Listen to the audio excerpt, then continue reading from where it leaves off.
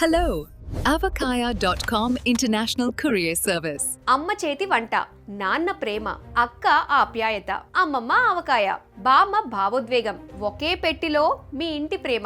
మీ వాళ్ళు వేల మైళ్ళ దూరానున్న ఇంట్లో ఉన్నట్టే. Clear the door.